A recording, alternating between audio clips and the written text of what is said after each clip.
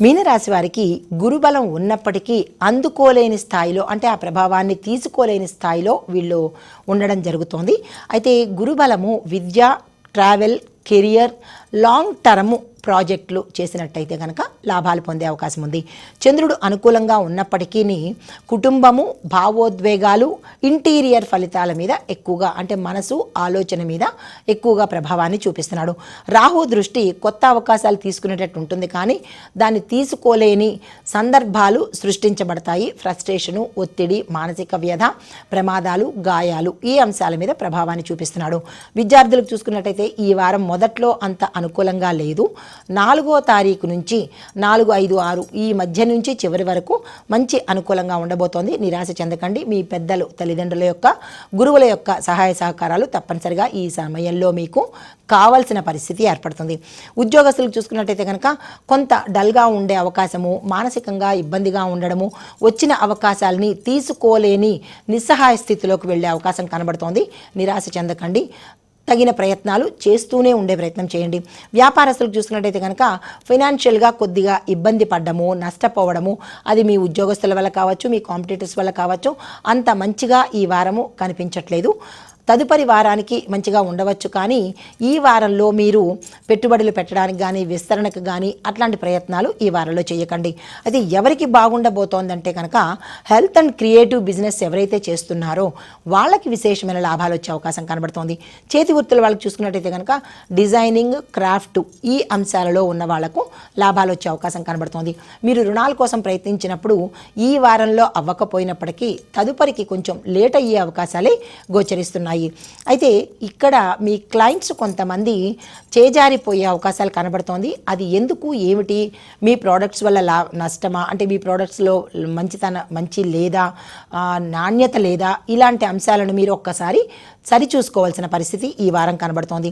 డాక్టర్లకు చూసుకున్నట్టయితే ఈ వారం అద్భుతంగా ఉండబోతోంది. ఎటువంటి డిస్టర్బెన్సెస్ కానీ, ఎటువంటి హెల్త్ ఇష్యూస్ కానీ, లేదా మీ క్లయింట్స్ వల్ల కానీ సంతృప్తి చెందేటట్టే గోచరిస్తున్నది.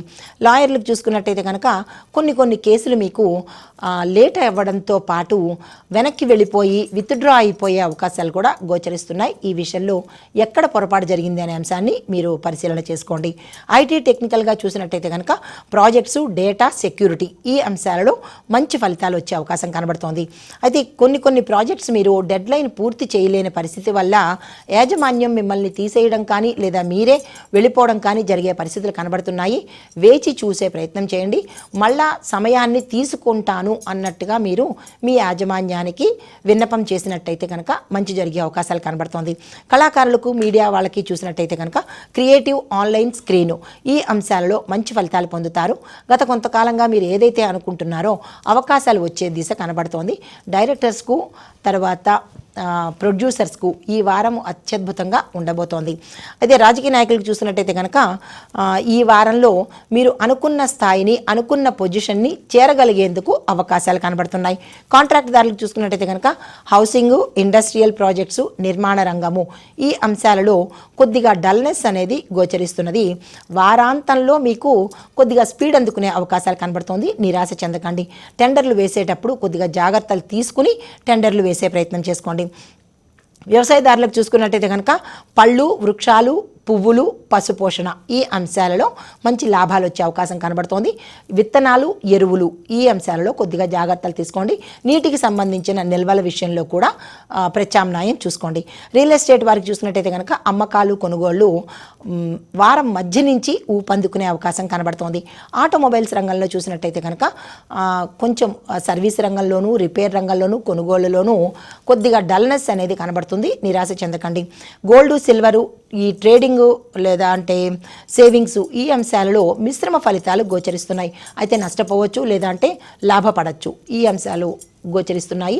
వీటి విషయంలో కొద్దిగా జాగ్రత్త తీసుకుని ముందుకు వెళ్ళే ప్రయత్నం చేసుకోండి. మీకు చెప్పదగినటువంటి పరిహారము గురువారము, శుక్రవారము.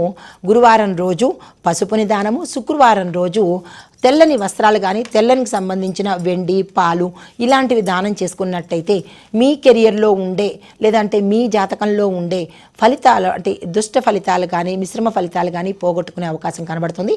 సానుకూలమైన మంచి ఫలితాలు పొందుతారు.